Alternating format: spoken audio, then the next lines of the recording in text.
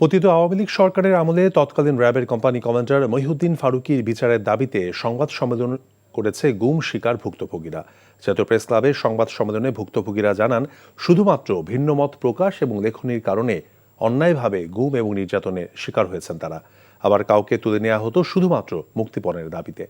ভুক্তভোগীদের অভিযোগ, তাদের দেয়া হতো ইলেকট্রিক শক, আবার কারো হাতের উপর চালানো হতো বুট জুতা দিয়ে নির্যাতন।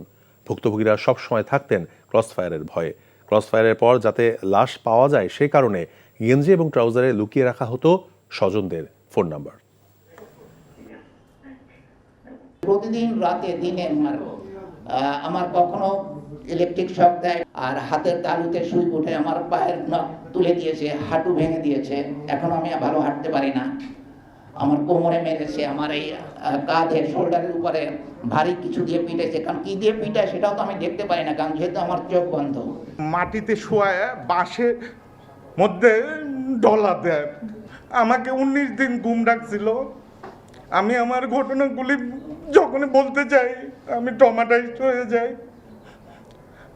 আমার এই ঘুমের ফলে আমার ব্রেনের সামনের অংশ শুকায় যায়, আমাকে ইলেকট্রিক শক দেয়। ভাই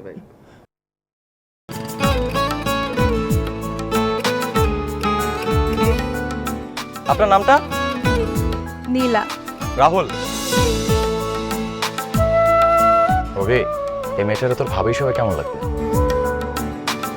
আপনাকে না বলছে আমাকে ফলো না করতে? ফলো কেন করতেছিলেন? আপনাকে দেখতে ইচ্ছে করে আমার, আপনার সাথে কথা বলতে ইচ্ছে করে। আমি কি করবো ঠিক বুঝতে পারছি না। ওরে বাবা, ওই মেয়ে, অথচ তারে তুমি চিনো না? হ্যাঁ, কি মায়ায় তাকাও তুমি, একটু দেখে চোখের খেয়াল, তোমায় দেখার তৃষ্ণা ভীষণ। ভালোবাসায় বুঝি দেনা পাওনা থাকে? অবশ্যই থাকে, ভালোবাসা সবকিছু থাকে।